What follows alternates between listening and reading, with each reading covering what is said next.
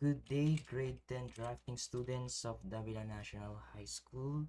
Today, I will be teaching you on how to create your roof plan based from your manual drawing at ilalagay natin dito sa ating AutoCAD. So, napakasimple lang since alam na natin yung mga different commands dito sa AutoCAD, mas magiging madali na ang pag-execute natin to create our floor plan.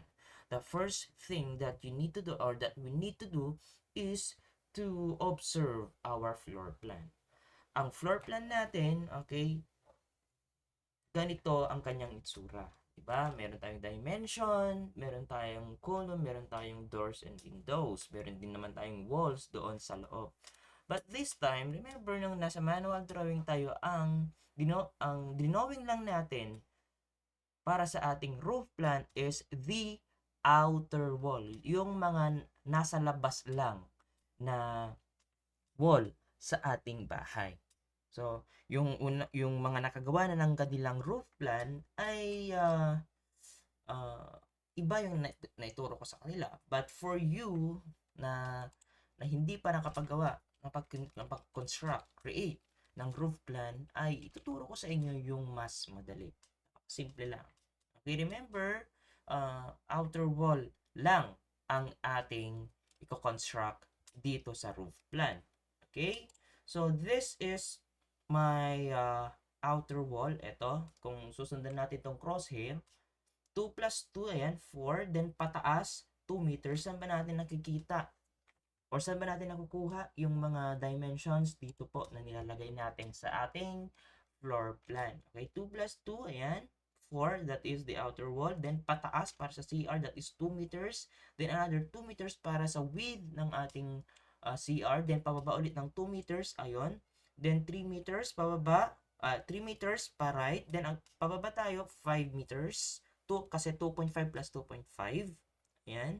Then, put 0.5 para dito naman sa CR or TNV dito sa master's bedroom. Then, pababa po tayo, 2 meters. Ayan, sinusundan po natin itong dimension dito ha.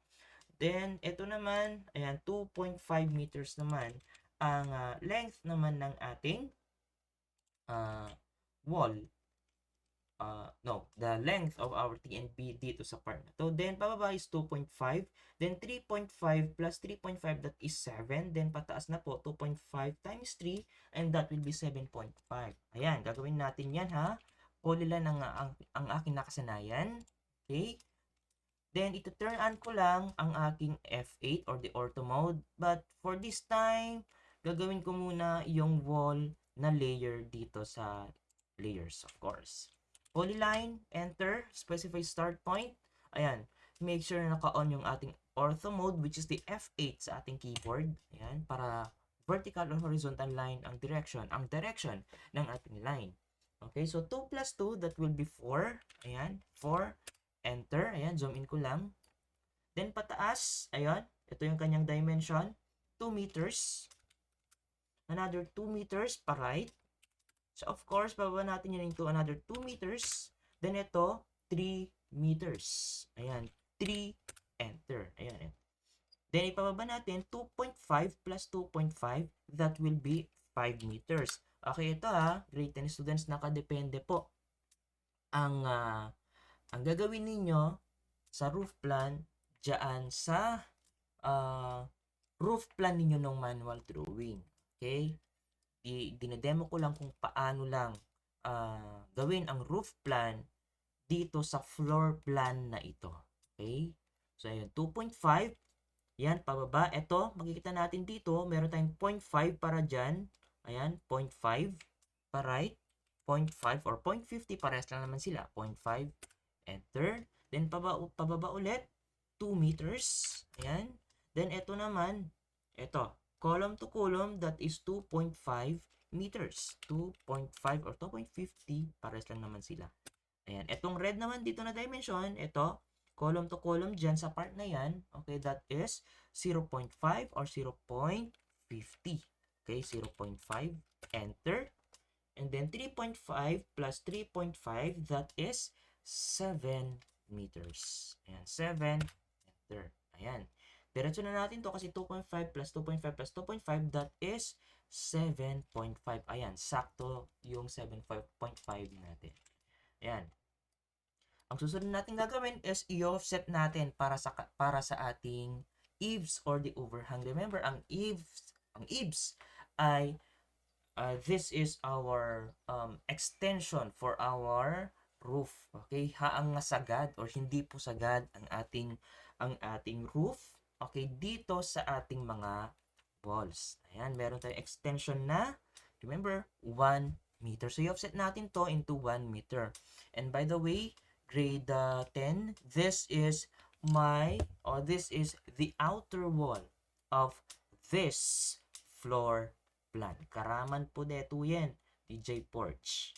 Ayan, ito yung ating porch. Now, i-offset natin yan, O for offset, enter. Then, offset natin yan into 1 meter, enter. Ayan, kahit saan dito. Ayan. Okay, grade 10, ihando ko lang. Grade 10, kapag hindi po kayo gumamit ng polyline, hindi po yan mag-offset as 1. Okay, kapag line po ang ginamit ninyo, okay, hindi po yung mag-offset as 1, mano-mano po yan. So, ano pong gagawin? Polyline ang ating gagamitin sa pag-create ng outer wall natin. At kapag line ang ating unang nagamit, okay, highlight lang po natin yan, then click lang po natin yung join. Okay, activate lang natin yung join na command. Ayan, tuloy-tuloy na magka-connect na po yan. Ayan, offset lang po natin. Offset, enter, 1, enter. Ayan, palabas. Ayan. That will be our eaves or overhang for this house. Okay, now, ito. Kung makikita ninyo sa inyong drawing, grade 10, ay sa manual drawing, ay broken line po ang ating line dyan, di ba? So, paano ba i-broken line yan? Sa inyong AutoCAD, hindi pa tayo nakapag-load ng different lines. How to load different lines? Dito po. Okay? Dito, sa baba ng ating, ayan, naka-bilayer po tayo dyan eh. Naka-bilayer tayo dito. Di ba? May dalawang bilayer dyan. Akin baba nga bilayer, yan lang ang ating pipindutin or isa-select. Ayan. Then, click lang po natin yung other. Meron na pong hidden dito kasi nga nakapag-load na po ko ng aking lines. Okay? So, kapag wala pa po yan, click lang po natin yung other. Ayan, may magpa-pop up. Ayan. Then, click lang po natin yung load kapag wala pa po tayong hidden dyan. Click lang po natin yung load. Ayan, hanapin po natin yung hidden dito. Madali lang po nating hanapin yan kasi naka-sort na into alphabetically arranged. So na, okay? So, hidden, pindutin tayo kat DJ hidden. Ayan, yung unang hidden. Okay? Click lang po natin.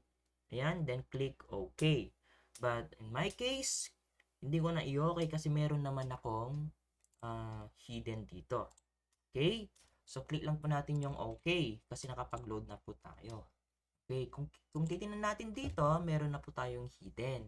Ayan. So, select ko lang po yung ating line na gagawing hidden, then click lang po natin yung hidden dito. Okay? Sa inyong computers.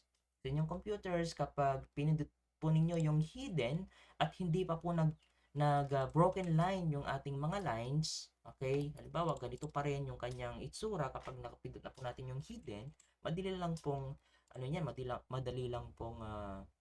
solusyonan yan. So, paano ba gagawin yan? Select lang po ninyo, ito kapag hindi pa po ito nakapag-broken line, kahit naka-hidden na po siya, ito ang gagawin ninyo. Pero nakapag-hide na siya o nakapag-hidden line na po siya, huwag nyo na itong gagawin yung part na to. Okay? So, paano ba broken line kapag hindi pa po nakapag-broken lines yan? So, pindutin lang po natin yung hindi pa nakapag-broken line. Then, click lang po natin yung MO. Dito sa ating keyboard. Ayan. MO is for our properties. Okay? Enter. So, may nag-pop up po dito sa gilid. Okay? Ito. Ang pipindutin po natin dito, ang titingnan po natin dito ay ang ating line type scale. Ayan, naka 1 po siya. Sa inyo naka 1 po talaga yan. But in this case, kahit naka 1 sa inyo, hindi pa po kayo nakapag-hit, hindi pa po nakapag-broken line ang inyong mga lines. Ang gagawin lang po ninyo dyan is, i-reduce lang po ninyo ang inyong value dito sa line type scale. Naka-default po siya into 1, gawin ninyo siyang 0.03 kung gusto ninyo. Kapag malilit po masyado yan, ayan, malilit po masyado yan, ayan, sa tingin nyo maliit po yan, gawin nyo, taas nyo, 0.1. Ayan. Okay, 0.1. But on my case, ito sa aking AutoCAD, 1 is enough. Okay? Ganyan lang. Ayan. Skip nyo na po yan at pwede nyo na i-close ito. Ayan. So, sa inyong kinokopyan, meron na kayong roof plan, di ba? Sa inyong manual drawing. Remember, ang inclination po ng ating roof plan ay 45 degrees. Okay, so paano sa mga nakapag sa mga nakapag hip roof, sa mga nakapag tawag dito, hip roof, gable, 45 degrees po tayo, ano? So paano ba gawin 'yan? Okay, paano ba gawing 45 degrees ang ating line? Okay? So based from our roof plan dito, ito yung ating kokopyahan ha. Ito yung ating ipa-copy. Okay? Polyline, enter. Ayan, mag-start po tayo doon kahit saan po muna, no? Ayan. Turn off ko lang po yung aking ortho, which is the F8 sa ating keyboard. Ayan. Yung unang value dyan na naka-blue, that is the length of our line. Kaatidog ka, no? Yung line naman doon sa kabila, that is the inclination or that is the degree. Okay? 45 degrees po ang ating inclination para sa ating roof plan. 45 degrees. So, paano ba natin ilalagay yung length or the value, yung naka-highlight na number papunta doon sa value? Okay? Para mas madali kasi grade 10, huwag nyo imano-mano na hanapin yung 45 degrees. Ayan, huwag ganyan. Okay? So, press lang po natin yung tab. Ito ha, take note, kahit ilan po muna to. Ore atidog pela data, okay na okay lang. Huwag lang maliit ha. Iatidog mo, ore ano lang. Data length na. Press lang po natin yung tab sa ating keyboard. Ayan, tab. Napunta na po tayo sa inclination. Okay? Ilang degree? 45 degrees. Ayan. Next one, syempre, polyline poly tayo or line. Okay, ito naman, another 45 degrees. Tab, 45 degrees. Ayan. Apay mo si Mobra, okay lang. Kasi nga, i-delete lang po natin yan. I-trim lang po natin. Ayan. 1. TR ha. TR yung ating trim. TR, enter. Okay, pwedeng isa lang. Pwedeng dalawa lang na enter. Ayan. So, okay na yan. Next one, dito naman sa kabila. Ayan. So, paano ba natin gagawin yan ngayon? Para mas madali, ito yung ginagawa ko ha. Ito yung ginagawa ko. Okay. So, ito naman. May 45 degrees tayo ulit dyan. Kakopy ko, i-highlight ko lang tong dalawang line na to. Okay? Gagawin ko po ang ating mirror command. Ang mirror, it just create a reflection of an object dito sa ating AutoCAD. Di ba pag nagsasalamin tayo, meron tayong reflection. Ito naman, para mas madali nating gawin, i-reflect po natin itong dalawang line dito doon sa kabila. So, paano ba gagawin yan? Ito ha, select ko lang itong dalawa, MI for mirror, then press lang po natin ang ating enter. Okay? So, saan po ang ating mirror line? Siyempre, halimbawa, meron tayong mirror dito sa gitna. Ayan. Ibig sabihin, kapag may mirror tayo dyan, may reflection po tayo dito. Okay? So, meaning to say, ito pong aking baseline. Okay? But make sure na naka-on po ang ating ortho mode. Ayan, F8. Ayan. Kung makita natin, meron naman tayong preview, di ba? Ito yung ating mirror, yung broken line dyan na yellow. That is our mirror. Okay? So, okay lang yan. Okay na yan. Okay? Kahit dyan mo ilagay, okay lang. Kahit dito, kahit dyan, okay na okay lang. Okay? Then, erase source objects. Erase pa natin yung original. Hindi po. So, click lang po natin yung no. Ayan. Meron tayong reflection. So, paano na yan? I-move natin to. Diba? I-move natin yan. Okay? Move natin tong dalawa. Okay? M for move. Ayan. Enter. Then, ito yung ating i-move. Ilalagay po natin dito. Ayan. So, meron na po tayong reflected object dito. Okay? Then, of course, gagawin na natin tong line dito. Pupanik lang po natin yan. O, susunod. Ito na. Para mas madali na to, para hindi ka na para hindi ka na ito yung gagawin natin. Ito yung gagawin natin. Ayan. Para hindi ka na magpo-polyline, tab 45, ganito ang gagawin mo. Halimbawa, ganito. Polyline, tab 45. Ayan. Para hindi ka na magta-tab 45. Okay? Kakopy mo na lang to. Copy. Enter. Huwag ka mag-alala. Magdi-delete po, magti-trim po tayo mamaya. Ayan. So, okay na yan. Okay, gawin natin tong diretso na yan. Polyline. Enter. Ayan. Make sure naka-on yung ating ortho mode, ha? Okay. So, try natin mag-trim. TR, enter, enter. Trim, trim, trim. Ayan. Trim, trim, trim, trim. Ayan. So, nagagawa na po natin, ano? And last, dito naman sa taas. Tatapos na ang iyong roof plan. Okay? Ang ginawa niya dito ay dito siya nag 45 degrees. So, meaning to say, this is a gable roof. Ito. Dito naman sa side, this is also a gable roof. Okay? Kasi hindi po tayo nag 45 degrees dito sa gilid dito. Okay? So, meaning to say, ang whole roof na to, this is a hip and valley roof. So, polyline, enter. Ayun. Pwede mo i-copy yan. Okay? Pwede mo i-copy yan kung gusto mo. Pero kapag hindi, okay lang din naman. Polyline, enter. Ayan. Turn off ko lang yung aking F8 or ortho mode. Ayan. Tab 45. Okay. Ito ha, kahit ilan muna yung length. Okay, ganyan. Tab 45. Enter. Okay. Paano kung dito ka nag-start? Paano kung dito ka nag-start? Okay. Makikita niyo dito, kapag nag-tab po ako, 138 degrees po o 100 plus po ang kanyang degree dyan. Okay ha? Huwag po tayo mag-enter ng 45 dyan. Okay, bakit? Kasi nga, ito yung ating degree. Okay, halimbawa, this is a 90 degree. Makikita niyo yan, 90 degree. This is 180 degrees. And this is 0 degree. This is another 270 degrees. 0, 9, 180 plus 90, that is 270. Okay? So, kapag 100 plus na po ang kanyang degree dito, okay, gagawin lang po natin is 180 minus 45 degrees, and that will be 135 degrees. Ano maulo kayo, try po natin yung 45 dito ha. Tab 45, enter. Ayan. Ijibangir na panan na. Okay, ando ko lang. Nung amin 100 plus, di dawatin na di dyan ng ping. Kapag 100 plus na yan, automatic 135 degrees. Okay? Ang ating 45 degrees dito. Ganyan lang kadali. Enter. Okay, naawatan. Okay, kung gusto mong i-mirror yan, okay lang din naman. Pero kapag hindi, okay lang.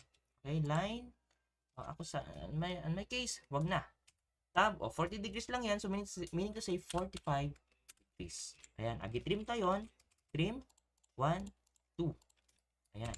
Meron tayong vertical line doon, dito sa part na dyan. Make sure naka-on yung ating ortho mode. Ayan. So, ladies and gentlemen, tapos na ang ating roof plan. Okay, ito. Para sa ating gutter, offset, enter, point 2, enter, palabas. Pwedeng point 1, okay lang din naman. Offset, enter, point 1, enter, palabas. Ayan, point 1. Next one, ito naman, gawin natin yung ating mga ridge roll cap. Ayan. So, paano gawin yan? Offset lang ulit tayo. Ayan. So, i-highlight lang po natin, i-join lang po natin yan, join. No, anyat ma-join nan, okay lang. Actually, hang ma-join amin data. Okay, no, anyat na i-join, iso lang. Okay? Ayan. So, offset, enter, point 1, no. Offset, enter, 0.05, enter. Point 1 na lang. Enter. Point 1, enter. Ayan. And both sides tayo, on both sides. Para nag-create lang tayo ng wall. sa loob at labas. Parang ganun lang. Ayan. And after that, magti-trim na po tayo. Ayan. Ito, paloob na to. Ayan. Ito naman, last. 1 and then 2. Ito naman. Okay, hindi ko pa na-join yan. Join, enter, offset. 0.1. Sa loob. Ayan, sa labas at sa loob. I-trim lang po natin yan. Ayan. Trim.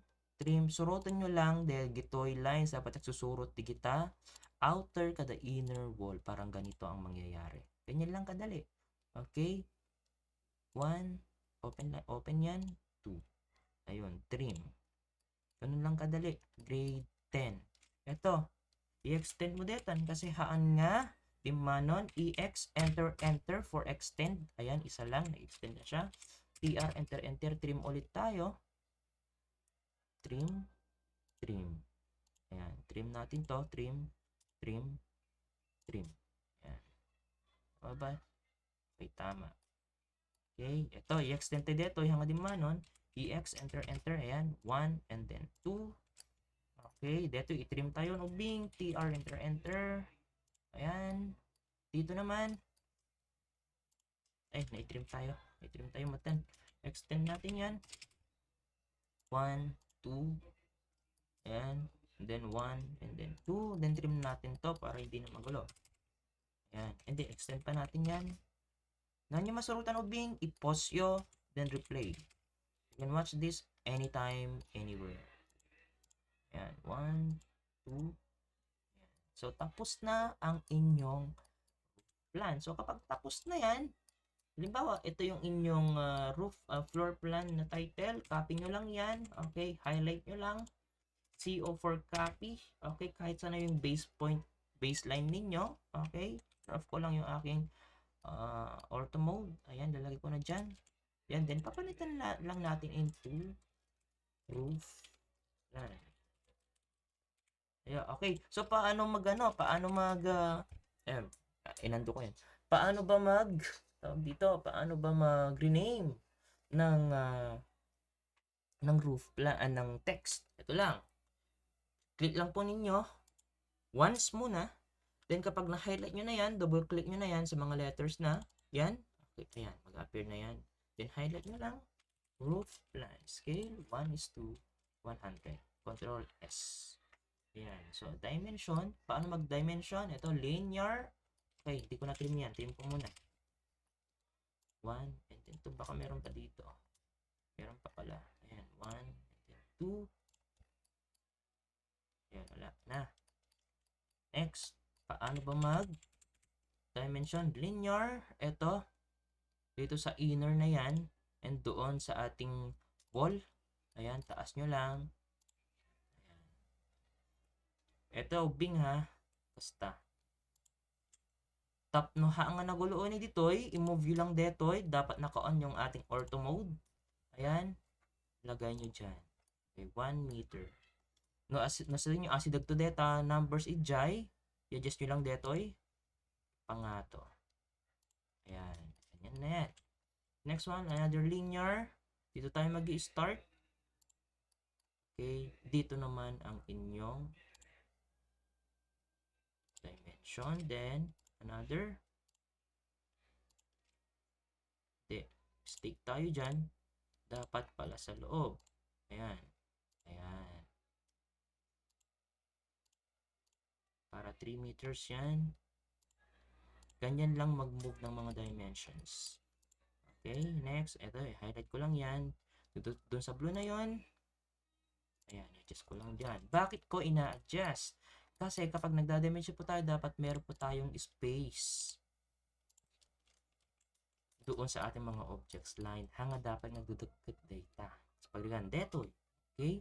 Next one, another dimension po tayo. Start na tayo dyan. May basis na tayo dyan. Another doon sa wall natin doon. I-adjust ko ulit. Ayan. Another linear. Ayan, start tayo dyan. And dito. Okay, adjust mo ulit. Ganyan lang kadali, uping. Another dimension.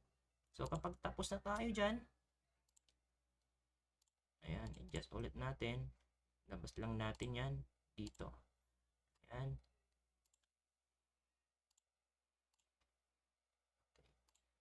Oh, 1.10 dapat ano yan, sa loob yan. Ayan. So, pagtapos na yan, overall dimension, end to end, ito, yung end dito, at yung end dito, that will be our overall dimension. Ganyan lang kadali. Okay? So, make sure na nakapag-save kayo. And, ito, palitan nyo lang yan sa layer na dimension. So, that is for today. Good luck.